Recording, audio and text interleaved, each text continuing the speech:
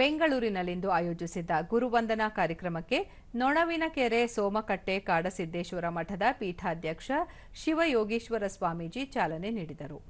ಈ ವೇಳೆ ಆದಿಚುಂಚನಗಿರಿ ಮಹಾಸಂಸ್ಥಾನ ಮಠದ ಪೀಠಾಧಿಪತಿ ಡಾ ನಿರ್ಮಲಾನಂದನಾಥ ಸ್ವಾಮೀಜಿ ಸೇರಿದಂತೆ ಹಲವರು ಉಪಸ್ಥಿತರಿದ್ದರು. ಇದೇ ಸಂದರ್ಭದಲ್ಲಿ ವಿವಿಧ ಕ್ಷೇತ್ರಗಳಲ್ಲಿ ಸೇವೆ ಸಲ್ಲಿಸಿದ ಹಲವರನ್ನು ಸನ್ಮಾನಿಸಲಾಯಿತು.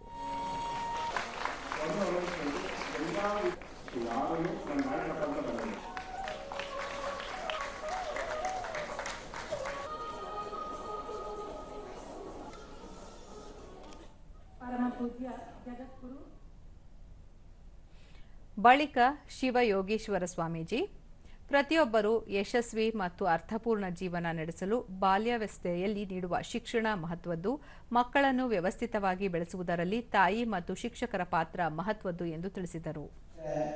ಮನೆಯ ಮೊದಲು ಪಾಠಶಾಲೆ ಆದಂತೆ ಮುಂದೆ ಸಂಸ್ಕಾರ ಇರತಕ್ಕಂಥದ್ದು. ಪಾಠಶಾಲೆಗೆ ಹೋದ ಮೇಲಿಂದ ಅಲ್ಲಿ ಶಿಕ್ಷಕರ ಒಂದು ಪಾತ್ರ ದೊಡ್ಡದು. ಡಾಕ್ಟರ್ ನಿರ್ಮಲಾನಂದನಾಥ ಸ್ವಾಮೀಜಿ ಮನುಷ್ಯನಿಗೆ ರೋಗ ಬಂದಾಗ ವೈದ್ಯರು ಎಷ್ಟು ಮುಖ್ಯವೋ ಅಜ್ಞಾನ ಹೋಗಲಾಡಿಸಲು ಶ್ರೇಷ್ಠ ಗುರು ಕೂಡ ಅಷ್ಟೇ ಮುಖ್ಯ ಎಂದರು.